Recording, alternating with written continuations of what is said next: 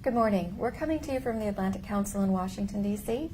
I'm Bronwyn Bruton, the Deputy Director of the Africa Center, and I'm here with our Ethiopia expert, Kelsey Lilly. We're talking about events in Ethiopia over the past couple of days.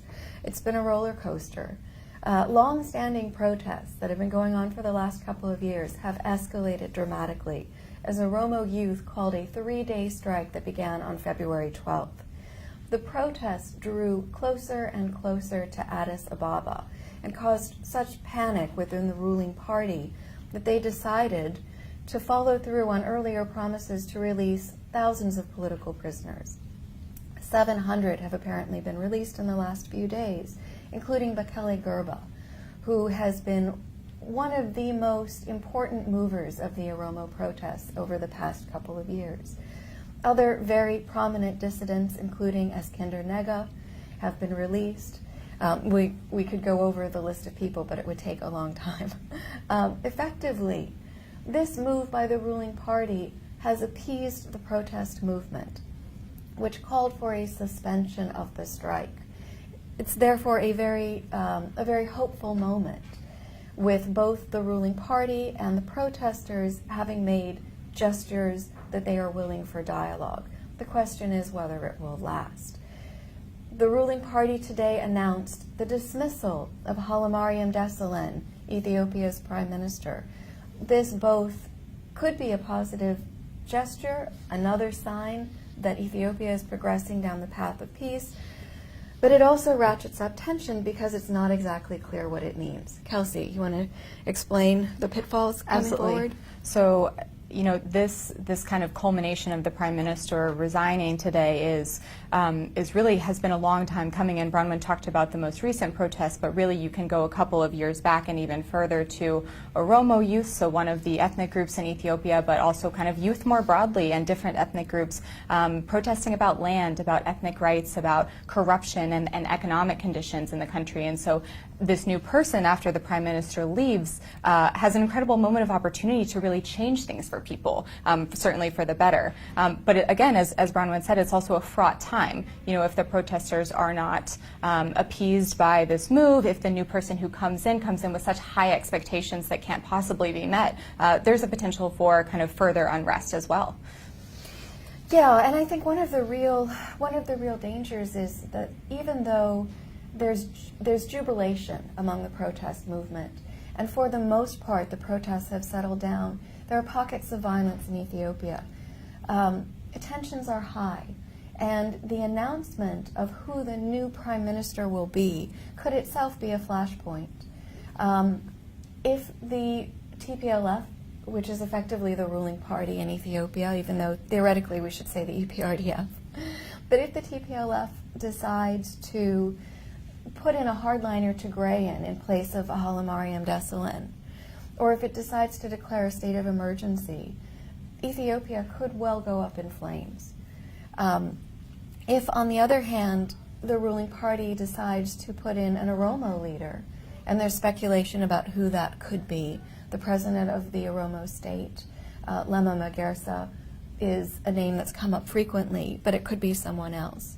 But basically, if the EPRDF decides, hey, we're going to put an Oromo into power, we're going to show that we're giving the Oromo a chance to lead, then I think tensions could be dramatically reduced. And it could buy a lot of time for a reasonable, productive discussion about what the future of Ethiopia should look like. So in a sense, we're in the eye of a storm, and we don't really know, will the storm clear up, or will Ethiopia find itself in a hurricane? And this could happen any time. Basically, the EPRDF is meeting tomorrow morning, and we don't really know which way it's going to go. Yeah, well, and exactly. I mean, I think the questions that are at stake here and the questions that kind of Ethiopians have to work out among themselves are really big questions. These are not small things. It's what is the future of the system of governance, of ethnic federalism? What is the future of the electoral system? How do you maintain inclusive development for people and jobs for all of these young people in a way that keeps a really, really incredibly diverse country happy and productive? And, how do you do that? It's not an easy question. I mean, what do you think that these protesters are looking for? Do they have unified demands? Yeah, I mean, it's uncharted territory. It really is, because a lot of what the protesters are calling for are things like government troops leaving Oromo territory. And if you think about it on a sort of philosophical level, what that's doing is demanding that the Ethiopian government surrender its monopoly of force, which is in a sense calling for the Ethiopian government to not be in charge of Oromo lands. That's a massive demand. Yeah. On the other hand, you have people saying, Kelsey, you were just telling me that the one opposition member of parliament, who's no longer an opposition member of parliament, former member of parliament, is saying, well, we should have new elections. But I haven't heard many other people calling for elections. And of course, a power sharing arrangement or elections is something that a Washington policymaker would pull out of their bag. That's not really what's on the table in Ethiopia. We're talking about a truly radical restructuring of what the Ethiopian state looks like. So it's not going to be decided tomorrow by any means. Yeah. Well, and I think even deeper than that, you've talked about these prisoner releases, and in this 10-month state of emergency that existed last year into this year, more than 10,000 people were detained. A lot of people have been arrested over the years. There's allegations of torture. Certainly people have been killed in some of the protests that come up against the security forces. And so I think there's almost this bigger question about kind of justice and reconciliation and what that looks like. And that's a really challenging,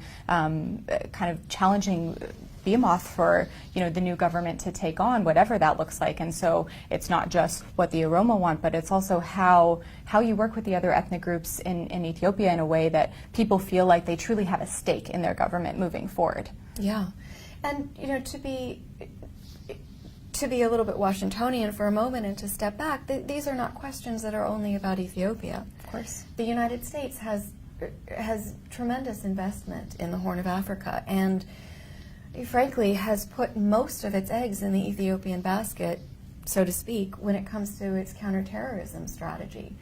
If the Ethiopian government becomes unable to continue its participation in the African Union mission in Somalia or in the peacekeeping mission in South Sudan, it will have devastating consequences for U.S. policy in Africa. Al-Shabaab, which is a vicious terrorist movement, remains alive and well in Somalia. And if the Ethiopian border becomes permeable, if the Ethiopian space becomes disordered, Al-Shabaab could very well penetrate Ethiopia and use that opportunity to establish an offshoot in Ethiopia that could look a lot like Al-Shabaab in Kenya, which would be catastrophic, not only for the United States, but for the Horn of Africa. So genuinely, the stakes are enormous. And frankly, the United States, Europe, and the United Nations are extremely poorly prepared to take on this crisis. Well, and just to add to kind of the regional dimensions is also, right, the dam.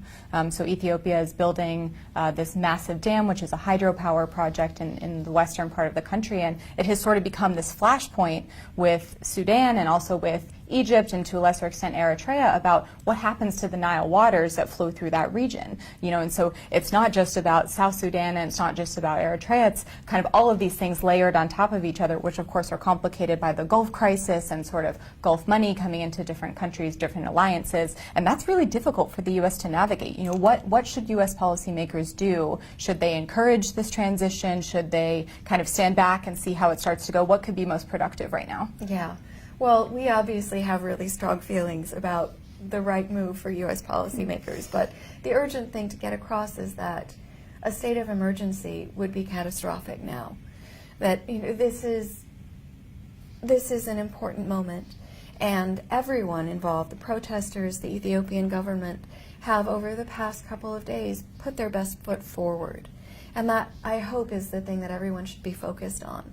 That this is a moment that we haven't experienced really since the end of apartheid in South Africa, where you have an autocratic regime has released political prisoners and said, hey, we're opening space, and they're doing it voluntarily after peaceful protests. And this is an opportunity for Ethiopia to carve a path that really hasn't been carved in Africa before.